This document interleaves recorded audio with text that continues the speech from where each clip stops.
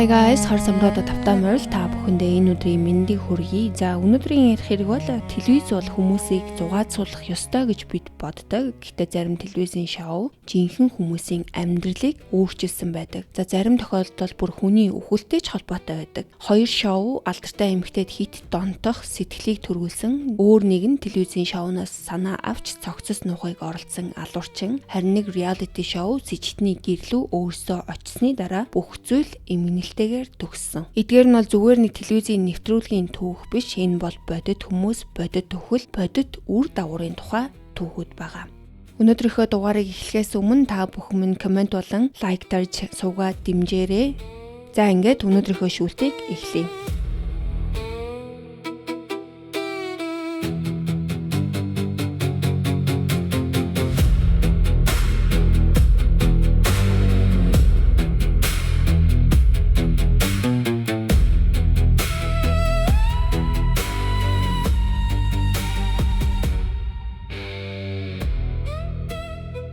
(2016 оны 6 сарын 10-ны орой 22 настай дуучин Флорида мужийн Орландо хот дахь Plaza Live нэртэй тоглолтын танхимд дуулж дуусаад фануудтайгаа уулзах хэсэг рүүгээ алхдаг. Дараагийн фан нь ээлжээрээ урагшаа ирэхэд тэр үргэлж хийдэг шигээ тэрвэрхээр гараад илэгдэг. Гэтэл тэр хүн гар буу гаргаж ирээд маш ойрын зайнаас 5 удаа буудсан. За энэ хүн бол тэр мөчийг бүтэн 1 жилийн турш төлөвлөсөн. Тэр өөрийгөө бүсгүүд анзаарагдах хүн болгохын тулд гадаад төрхөө хүртэл өөрчилсөн, харин бүсгүй бол түүнийг хэн гэдгийг ч мэддэггүй байсан. Кристина Грими бол 94 оны 3 сарын 12-нд Нью Жерсид төрсэн дуучин охин. 2014 онд The Voice шоуны 6 дугаар улиралд оролцож, Адам Левиний багт багтаж 3 дугаар байрыг эзэлсэн ийм мундаг охин байсан. Тэр шоунаас өмнө ч гэсэн YouTube дээрээ бол асар олон дагагчтай болсон байсан. За мэдээж шоуныхаа дараач гэсэн дуу хөгжмөө үргэлжлүүлэн хийсээр байсан. Адам Левин түүнийг бол маш ховор төрдөг авьяас гэж тодорхойлсон. Алгацсан оройдоо тэр Before You Exit нэртэй хамтлагтай хамт тоглолтоо дөнгөж дуусгаад байсан. За энэ алуурчин Кевин Джеймс Лоюл нь 89 оны 3 сарын 10-нд төрсэн Флорида мужийн Saint Petersburg хотод амьдардаг 27 настай цахилгаан барааны дэлгүүрийн ажилтан байж. Тэр бараг хүнтэй харьцдаггүй өрөөнийхөө цонхыг хөнгөн цагаан тулга болон зузаан хөшгөөр бүрэн битүүлсэн байдлаар амьдардаг зожиг нэгэн. Түүний цорын ганц найз болох хамтран ажиллагч Кори Даннингтон өөрийгөө бол би түүний дэлхий дээрх цорын ганц найз байсан гэж дараа нь хэлсэн. Цагдаа нар өмнө нь 2 удаа тэдний гэрт дуудагдж байсан. 2013 онд тэр аавынхаа сүйт бүсгүй гарыг маргааны үеэр хугалж байсан. Гэхдээ түүнд албан ёсоор онцлогдсон ямар нэгэн сэтгцийн өвчин байгаагүй. 2015 оны дунд үеэс эхлэн Лоюл бол Кристина Гримид бол хит автсан. Тэр бараг бүх сэрүүн цагаа түүний бичлэгүүдийг үзэж сошиал хуудасуудыг нь ухаж өнгөрөөдөг байсан. Тэр Кристинаг өөрийн хувь тавилангийн хүн гэж боддог байсан бөгөөд тэд хоёулаа заавал хамт байх ёстой гэдэгт итгэдэг байсан. Түүнд анзаарагдах хүн болохын тулд тэр нүдний хараагаа лазераар засуулж, үс суулгуулж, шүдээ цайруулж, цагаан хоолны дэглэм барьж, ойролцоогоор 22 кг-ыг хасаж, бүр тоглолтууд руу нь машинаар очихын тулд жолооны сурагчийн үнэмлэх хүртэл авсан. Ингээд өөрийг нь огт мэддэггүй эмэгтэйн төлөө тэр өөрийн бүх төрхөө бүрэн өөрчилсөн. Кристинагийн нэг продюсертай хамт авахулсан зураг интернетэд гарсны дараа энэ Лоюл бол маш их уурлаж ихсэнийг хамт ажилдаг байсан Даннингтон нь хэлдэг. Мөрдөгчдийн хийснээр бол тэр үед би л түүнтэй байж чадахгүй бол өөр хинч байх ёсгүй гэсэн сэтгэлдээ болсон байж магадгүй гэж үзсэн. Тоглолт болох өдөр Лоюл $15 тасалбараа урьдчилан худалдаж аваад 2 клок гар бууг хууль ёсоор худалдан авсан. Мөн тэр өөрийн интернет үйл ажиллагааны бүх уул мөрийг арилгахын тулд өмнөх өдөр нь компьютерийнхаа хатуу дискийг устгасан. Дараа нь Saint Petersburg-аас Орландо хүртэл бараг 100 гаруй милийн зайтай газрыг таксигаар туулж явж очсон. Тэр Plaza Live дээр үүргэвчтэй ирж бусад фануудын адил тайван дараалалд зогсож дотгошоо орсон. Оройн 10 цаг 24 минутын үед түүний ээлж ирэхэд Кристина бусад бүх фануудаа хийдэг шигээ тэрвэрхээр гараад илэгдэг. Тэр мөчөд Лоюл гар бууга гаргаж ирээд 5 удаа буудсан. Кристина цээжиндээ 2 толгойдоо 1 сум аваад тэр дороо унсан. Кристинагийн ах Маркус Грими ойролцоо зогсож байсан бөгөөд тэр даруй дайран очиж Лоюлыг газар унасан. Гэхдээ Лоюл мултарч хананд шахагдаж ухраад өөрийгөө буудаж газар дээрээ нас барсан. Кристина Гримиг яаралтай эмнэлэгт хүргэсэн ч харамсалтай нь 6 сарын 11-ний өглөө эрт нас барсан. Тэр ердөө 22 настай байсан. Цагдаа нар түүний биеэс 2 гар буу, 2 дүүрэн сумны магазин, анчны хутга болон чихний бөглөөсийг олсон. Хэрэг болохоос 5 хоногийн өмнө тэр дайнагтанд хайртай шүү ах минь гэж хэлээд би ядарсан, одоо дээшээ явхад бэлэн болсон гэж ярьсан. Хэрвээ тэр амьд үлдсэн бол 1-р зэргийн хүн амны хэрэгт буруутгах хангалттай үндэслэл байсан гэж цагдаа нарт дүгнсэн. Кристина Гримигийн гэр бүл тоглолт зохион байгуулагч компани, тоглолтын танхим болон хамгаалтын компанийг шүүхэд өгч хамгаалалт хангалтгүй байсан гэж буруутгасан. Тухайн газар бол металл илрүүлэгч төхөөрөмжж байгаагүй, цүнх шалгалтаж огт хийдэггүй байсан юм байна. За өөрөөр хэлбэл хинч юуж авч орж ирэх боломжтой байсан. 2017 онд байгуулагдсан Кристина Грими Foundation нь буутай холбоотой хүчирхийлэлд хүрсэн 200 гаруй гэр бүл нийт бараг $600,000 тусламж үзүүлсэн. Нэгэн телевизийн тэмцээн одыг төрүүлсэн, харин нэгэн үзэгч тэр одын төлөө өөрийн бүх амьдрал дүр төрх бодол санаагаа хүртэл өөрчилж эцэст нь түүнийг хөнөөсөн.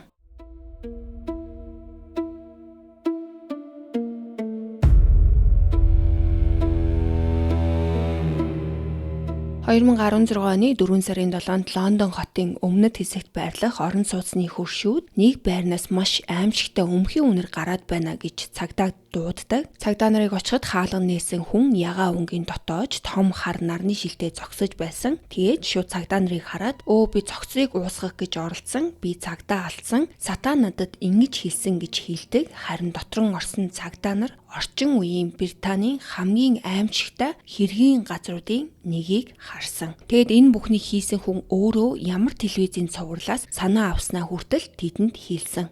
Stefano Brizzi Италид төрсэн бөгөөд өмнө нь томоохон хөрөнгө оруулалтын компанид программистаар ажилладаг ийм залуу байсан. Тэр өндөр боловсралтай, их мөнгө олдог, амьдрал нь тогтвортой нэгэн байсан.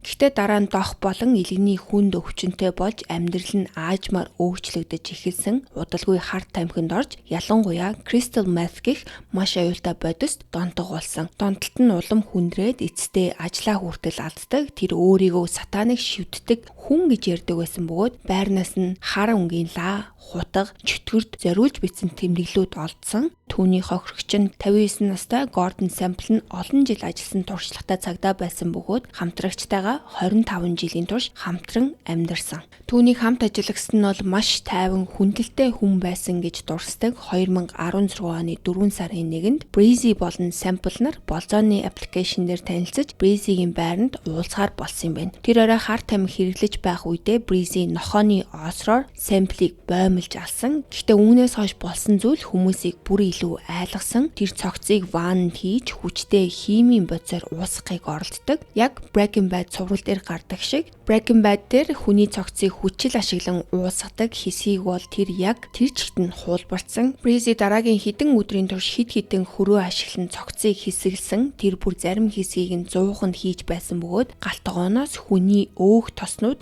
олдсон. Мөн үлдэгдлүүдийг нь гол руу хаяад үүнийгээ гол дээрх оршуулга гэж нэрлсэн хожим нэг иргэн голын ойролцоо хүний хөлийг олсон. Шүүх эмнэлгийн шинжилгээгээр нэг хавирган дээр хадсан мөр илэрсэн нь тэр хүний мах идэхийг хүртэл оролцсон байж болзошгүйг харуулдаг. Байр бүхэлдээ сүрс мэд болсон байсан бөгөөд бараг өрөө болгонд болсон аимшигт явдлын уул мөр нь үлдсэн. Үнэр нь маш хүчтэй байсан болохоор хөршүүд нь 6 хоногийн дараа твчиж чадхаа болоод цагтааг дуудсан. Яаж ийм өндөр боловсралтай, сайн ажилтай программист хүн телевизийн цуврал дээр үзсэн зүйлээ бодит амьдрал дээр туршиж эцэст нь хүний цогцыг ванд уусгах хэмжээнд хүрдэг байна. Шүүхтэр Brizzi энэ бол санаатай алдлага биш, буруугаар эргэсэн зөвшөөрөлтэй харилцаа байсан гэж мэдүүлдэг. Гэхдээ тэр шүүх хурлын турш ямар ч гэмшлийг үзүүлээгүй. Эцэст нь түүнд бүх насаар нь 20 ял оноож хамгийн багадаа 24 жил шоронд хоригдох шийдвэрийг гаргасан. Харин ял авснаас нь хойш 2 хүрэхгүй сарын дараа Brizzi шоронгийн өрөөндөө өөрийгөө дүүжилж амиа хорлсон байдалтай олдсон. Орныхын дээрээс би тайван үхэж байна гэж бичсэн захиа олдсон. Эцэст нь мөрдөн шалгалт түүний үхлийг амиа хорлолт гэж дүгнсэн. Нэг телевизийн цуврал түүнд яаж хүн алах аргыг зааж өгсөн. Харин тэр аргын төлөөсийг нэг цагтаа амь насаараа төлсөн.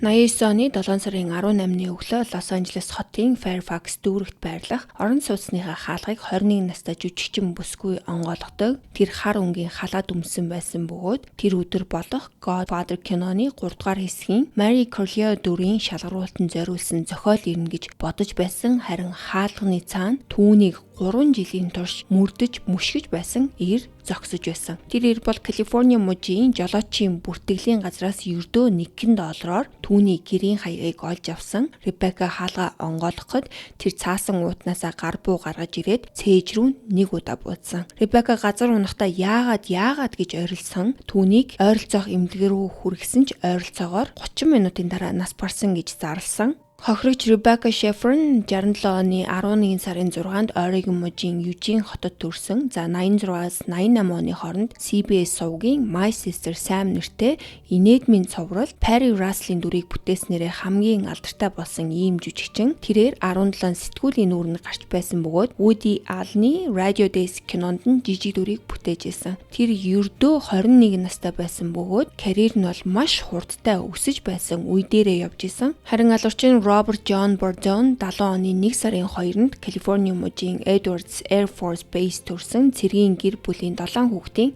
хамгийн бага нь байсан бөгөөд дараа нь Аризона мужийн Tucson хотод амьдрах болсон. Тэр багада ах эгч нартай хүчирхийлүүлдэг байсан бөгөөд амиа хорлно гэж сүрдүүлсний улмаас асрамжийн гэрт хүртэл очиж байсан юм байна. Түүнд 2 туул сэтгцийн эмгэг онцлогдож 15 настайдаа сэтгэл санааны асуудлын улмаас сэтгцийн эмнэлэгт хэвтэж байсан бөгөөд дараа нь шизофрентайгаар онцлогдсон. Хэдийгээр үргэлж онц дүн авдаг байсан ч гэсэн 9 дугаар ангиасаа сургуулаа орхиж цэвэрлэгчээр ажиллаж эхэлсэн. Ребеккад хит автсан мөрдлөгөө эхлэхээс өмнө 13 настайдаа хүүхдийн инх тайвны идэвхтэн Саманта Смитийг хүртэл мөрдөж байсан бөгөөд Tucson-оос Мэйн хүртэл автобусаар явж түүнийг хайж байсан. Роберт анх удаа 1986 онд My Sister Sam цувралын реклам дээрээс Ребеккаг хараад хит их автаж эхэлсэн. За тэр бол маш олон фан захиаг бичдэг байсан. Ребекка түүний нэг захидалд хариу бичиж, за энэ бол миний авч байсан хамгийн сайхан захидлуудын нэг гэж хэлээд доор нь Ребеккагаас хайраар гэж гар үсгээ зурсан. За энэ байдал нь бол Робертын хит донтох байдлыг улам хүчтэй болгосон гэж үздэг. Тэр унтлагын өрөөндөө Ребеккагийн зурагт хуудсууд болон цувралын бичлэгүүдээр дүүрэн тахилын булан хүртэл байгуулсан. 87 оны 6 дугаар сард тэр Teddy Bear болон цэцэг барьсаар Burbank дахь Warner Brothers студиороо очиж Ребеккатай уулзахыг шаардсан. Гэхдээ хамгаалалтын ажилтнууд түүнийг оруулаагүй. Тэр сарын дараа дахин эрэхтэй хутаг авчирсан. Өөрийнхөө эгчтэй хэлэхдээ хэрвээ би түүнийг авч чадахгүй бол өөр хинч авч чадахгүй гэж хэлсэн. 89 онд Ребеккагийн тоглосон хайр дурлалын хэсэгтээ киног үзсний дараа тэр Ребеккаг өөр нэг байдаг нэг Холливуудын янхан гэж нэрлсэн. Тухайн үед жолоочийн бүртгэлийн газар бүртгэлтэй жолооч нарын гэрийн хаягийг ердөө $1 зардаг байсан юм байна.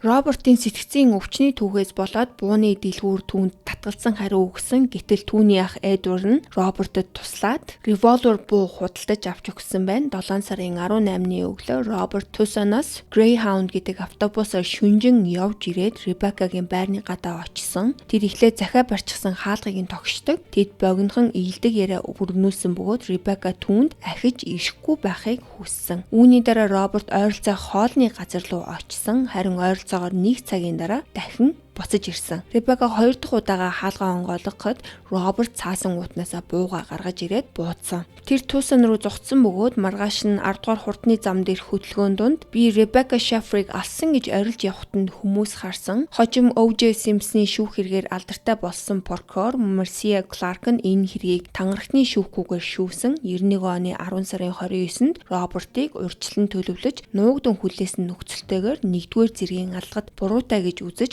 хугацаанаас нь өмнө суллагдах эрхгүй бүх насаар нь 20 хялыг оноосон. Rebecca Sheffer-ийн үхэл 2 том хууль гаргах гэж шууд нөлөөсөн. 90 онд Калифорни муж мөрдөж мушгих гэмт хэргийн эсрэг Penal Code 646-9 хуулийг баталсан бөгөөд энэ нь Америкийн анхны стокийн буюу мөрдөж мушгихийн эсрэг хууль болсон юм байна. Үүний дараа 1994 онд жолоочийн бүртгэлийн байгууллагад хүмүүсийн гэрийн хаягийг бусдад задруулахыг нь хориглосон хууль гаргасан. Одоо 56 настай Роберт Калифорниа дахь шоронд хоригдож байгаа 2007 онд өөр нэг хоригдол түүнийг 11 удаа хутгалсан ч амьд үлдсэн байна. Ердөө $1 жолоочийн бүртгэлийн мэдээлэл үүнээс болоод нэг эмэгтэйн амьдрал хохирж үлдсэн.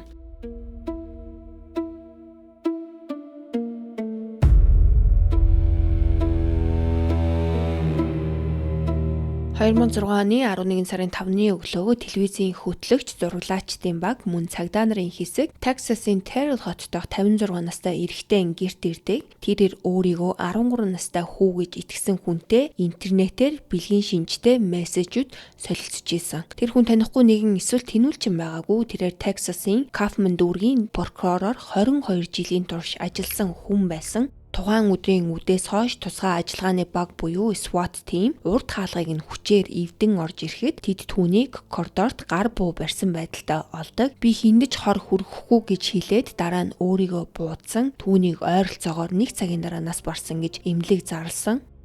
William Bill Conrad Jr. нь 50 оны 1 сарын 30-нд Texas-ийн Terrell хотод төрсэн бөгөөд 80 оноос 2002 он хүртэл Kaufman дүүргийн прокуророор 22 жил ажилласан туршлагатай нэгэн байсан. Шүүгч болох компанид ажиллан бүтлгүүцсний дараа тэрээр хувийн өмгөөллийн ажилд орсон бөгөөд 2006 он гэхэд Rockwell дүүргийн хүнд гэмт хэргийн туслах ахлах прокуророор ажиллаж байсан. Тэрээр Texas сургуулиас хуулийн боловсрал эзэмшсэн хамтран ажиллагчид нь түүнийг хууль маш сайн сандаг, бараг зураг шиг ойтой чадварлаг прокурор байсан гэж тодорхойлдог. Тэр гэрлээгүй байсан бөгөөд Terrell дэх гэр бүлийнхээ байшинд амьдарсаар байсан.